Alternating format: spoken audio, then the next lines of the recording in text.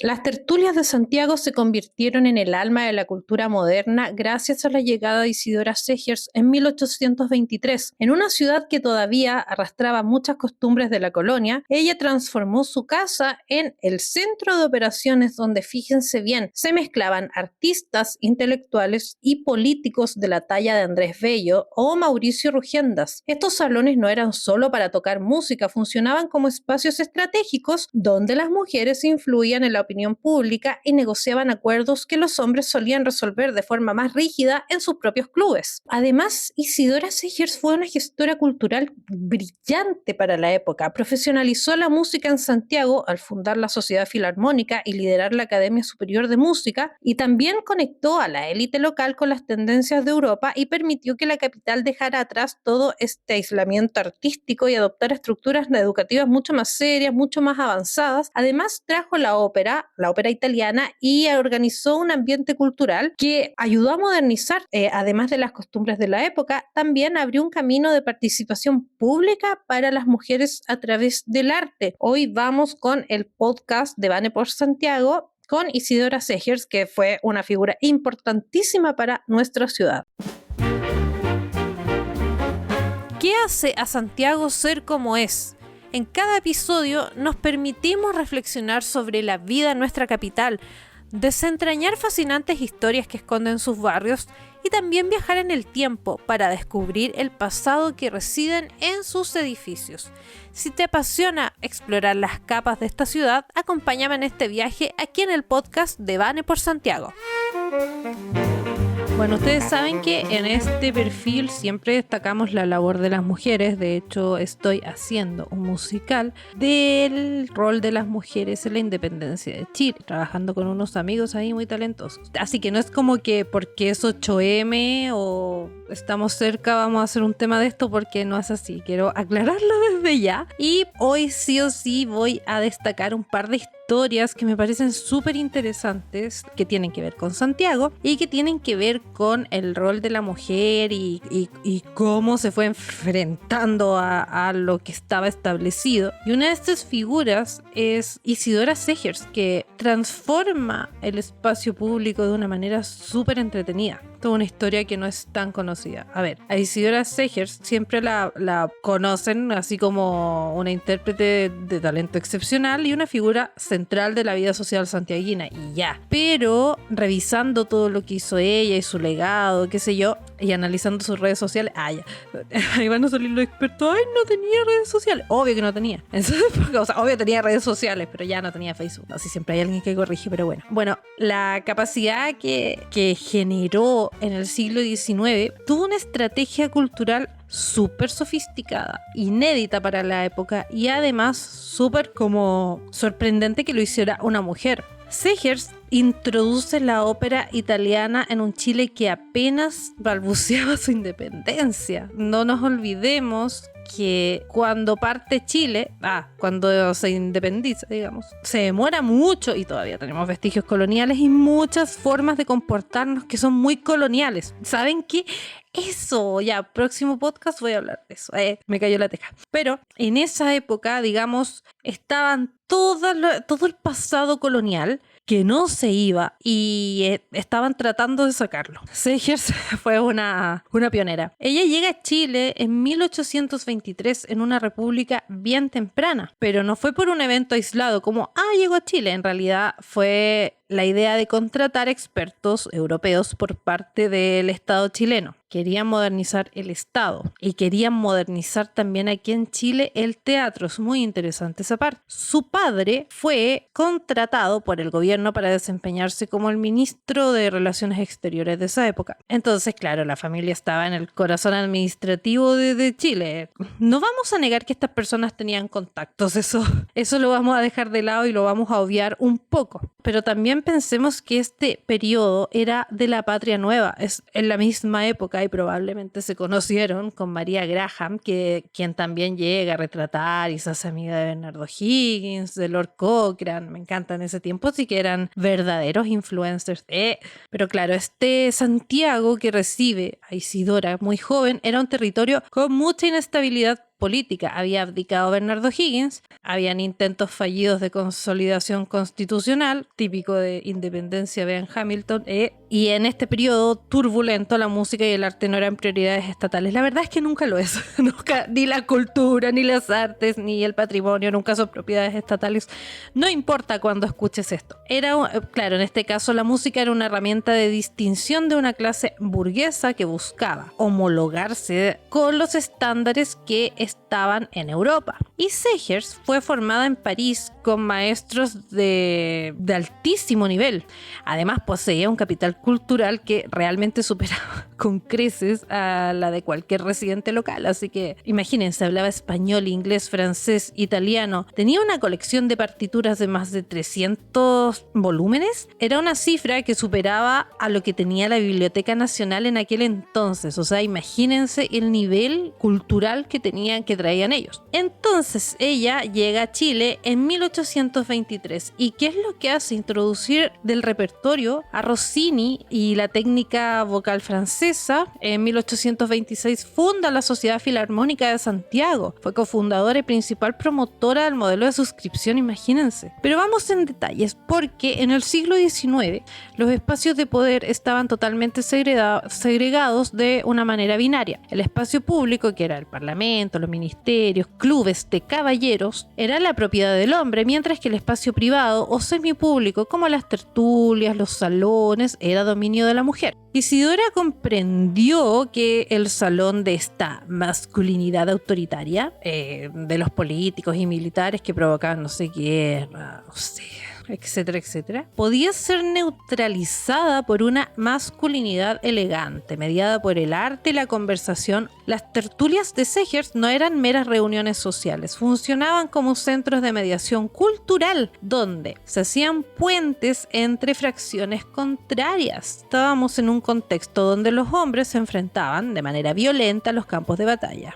no sé, como las guerras civiles de 1829-1830, y el salón de Isidora permitía que se facilitara la negociación política informal. Todo esto de los salones presididos por mujeres igual es algo súper poco tratado, súper poco conversado, pero si se fijan y lo piensan bien, es puro lobby político.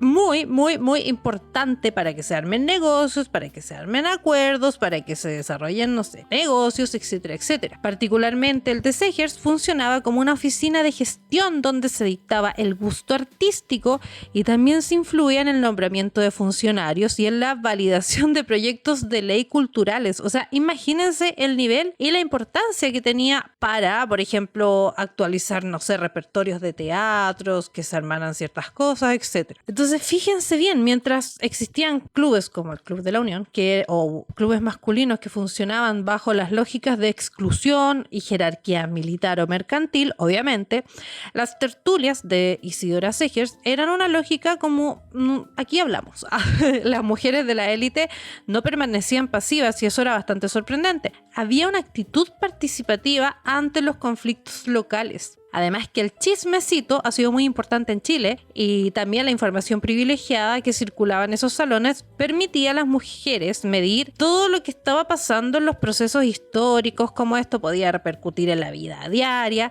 y también construir la identidad propia y la opinión también frente a estructuras rígidas del Estado. No se les olvide que estamos hablando de una época de patria muy temprana. ¿Y qué pasó con Isidora Segers? Se convirtió en el árbitro supremo de toda iniciativa artística, es decir, ningún proyecto cultural grande en Santiago de esa época podía prosperar sin su aprobación o patrocinio. Tenía una autoridad que, aunque la ejercía desde el hogar, desde las tertulias, tenía repercusiones públicas directas, porque claro, educó a la élite en el gusto por la ópera italiana y el canto refinado. Va a sonar horrible, pero igual estaba civilizando de alguna manera a una clase que después iba a dirigir, imponer un código de conducta, y se estaba poco a poco imponiendo este código de conducta europeo que nos iba a regir más adelante y que nos iba a dar una identidad nueva y que se nota todavía en Santiago. Y esto, obviamente, si todo el mundo tenía el mismo objetivo, era alejar a la sociedad chilena de las raíces coloniales y nada, empezar a meterla en la modernidad, que estaba ocurriendo ya en otras partes como Europa. Entonces, ¿qué es la Sociedad Filarmónica que como que nos convoca en este podcast? Bueno, esta fue una maniobra muy audaz, bellas y audaces. Usted ni bien eso, yo tampoco en verdad, pero la conozco. Junto a Carlos, me cuesta, Drewetke, José Sapiola y Manuel Robles. Fundaron esta asociación por acciones, con el objetivo de sacar la música de la exclusividad de las casas particulares para llevarla a un espacio de utilidad pública. No es que haya llevado un parlante a la micro, se pusieron. No era solo un lugar de conciertos, era un experimento. Piensen que la burguesía joven, que eran liberales, porque los jóvenes, obvio, podían articular sus proyectos de vida y también las redes de influencia bajo el pretexto del arte. Súper bueno. Entonces aquí se empezaba a pagar por el arte, ya no era una cuestión que tenía que ser subvencionada. E incluso las funciones de la filarmónica duraban hasta 5 horas. Combinaban Haydn con bailes sociales, permitían interacción entre géneros, que los clubes masculinos prohibían terminantemente. Y de hecho, para las mujeres de la alta sociedad, la participación en estas tertulias era una forma de agencia pública, era súper bueno, porque ya no eran solo espectadoras, a menudo eran quienes, a través de suscripciones y su presencia, validaban el éxito de la institución. ¿Quiénes participaron en esto? Porque ustedes dirán, ¿quiénes? Andrés Bello, José Sapiola, Mauricio Rugendas. Miren, ese nivel de invitados tenía. Y ahora cáchense esta, porque esto es como la lista de correos electrónicos que tenía Isidora Segers. Resulta que sus redes de contacto se llamaban o se conocían como el Álbum Azul, que está conservado actualmente por el Archivo Central Andrés Bello. El objetivo, lejos de ser un simple recuerdo como una agenda con amistades, en realidad era una gestión de capital social. Literalmente era la lista de correos electrónicos, con 154 cartas privadas, más de 300 documentos, fotografías, grabados y dedicatorias de las figuras más prominentes de la época. Ese álbum funciona como un registro de la red de poder que Isidora Segers tejió, fue tejiendo poco a poco a lo largo de 40 años. ¿No? Y lo más entretenido, porque imagínense lo top. En las páginas, no sé, hay dibujos de Pedro Lira o Rugendas, con dedicatorias de Bartolomé Mitre.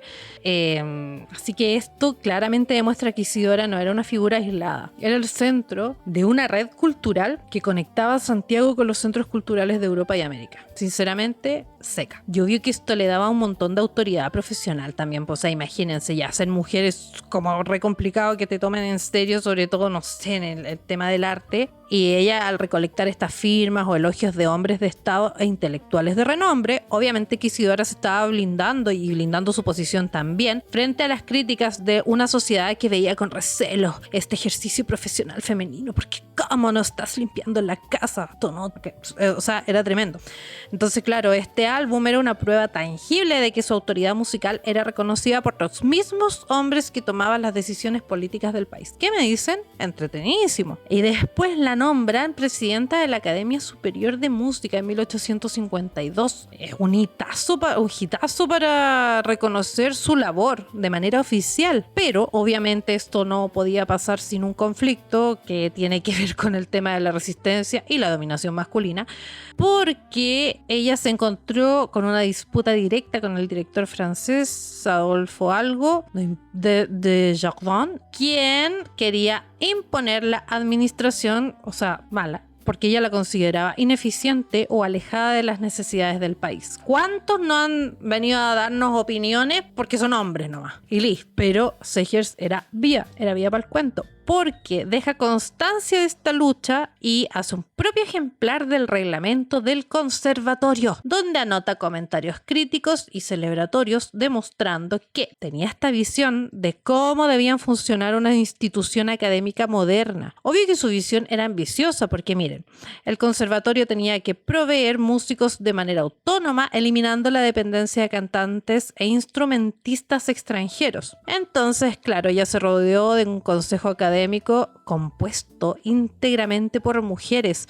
Una decisión obviamente que permite crear un espacio de autonomía administrativa frente a la burocracia estatal masculina. Era una resistencia total. Pero claro, después renunció a esto por estos conflictos, porque le deben haber hecho la vida imposible. Pero su gestión nos dio las bases para la educación musical en Chile. José Sapiola fue uno de sus aliados. Y de hecho, años más tarde seguían la estructura o las ideas que había dejado Segers, entonces igual la siguieron apoyando, incluso cuando se retira formalmente. Una curiosidad que podría destacar de Segers es que, igual es una anécdota un poco explorada, pero hubo mucha tensión entre los salones de Segers y la jerarquía de la Iglesia Católica, porque la ópera italiana y el teatro eran considerados por sectores conservadores del clero como actividades profanas. Y obvio que les recordaban situaciones no devotas. Entonces Isidora, al promover intensamente estas artes, se situaba en una vanguardia liberal. Imagínense, trajo a Rossini. Y moderna, pues. Entonces a menudo chocaba con las prerrogativas eclesiásticas. Más encima que era tremenda porque traía a músicos franceses y organistas que preferían tocar en sus conciertos de beneficencias antes que en la capilla de la catedral. Entonces esto provocó el desconcierto de los obispos. ¿Por qué? Porque Segers le estaba arrebatando a la iglesia el control sobre el sonido y las emisiones de la élite y trasladaba la sacralidad del templo a la experiencia estética del teatro y del salón. Miren, yo diría que el modelo de gestión de Isidora pavimentó igual el camino para la creación de futuras organizaciones femeninas de Chile, sobre todo las que eran enfocadas, no sé, en temas de filantropía o educación. Una de ellas es la Sociedad de Beneficencia de Señoras, que fue fundada por Antonia Salas, que entendió directamente este tipo de sociabilidad y la capacidad administrativa que Segers validó en los salones de ella. Entonces demostraron que las mujeres de élite podían gestionar instituciones complejas, mediar conflictos nacionales, etcétera, etcétera, etcétera. Es súper importante destacar esto porque es una época donde a las mujeres no se les permitía tanto estar en espacios públicos y sin embargo lo hicieron de una manera muy inteligente y bajo la excusa de la caridad o del arte fue el primer paso hacia el feminismo político del siglo XX. Yo creo que esta fue una especie de escuela ciudadana igual para las mujeres de la élite porque empezaron a ver como que podían hacer más cosas y empezaron también a manejar el discurso público, a negociar con el poder, a construir, no sé, redes de solidaridad y también eso se traduciría más tarde en su lucha en la lucha por el sufragio. En fin, así que no fue solamente que Isidora Segers como, ella era música, no, tenía toda una arquitectura sobre la cultura, era una gestora cultural seca, hay que decirlo, en una época donde se excluían las mujeres del espacio formal, pero esto no significó para ella que no iba a tener poder, fue muy inteligente, lo relocalizó, fue súper estratégica, además utilizó su formación técnica para dictar el gusto y la opinión, porque no nos olvidemos que ella estudió piano, arpa, guitarra, armonía, composición, canto, era pero sequísima, o sea, lo tenía todo. Y bueno, en el próximo capítulo vamos a hablar del Club de Señoras de Santiago. Yo quiero volver a formar un club de señoras de Vane por Santiago. Y gracias por escucharme en este podcast, en esta figura que en realidad es súper importante para mí, porque ustedes saben que yo amo la música, la musical, ya vais.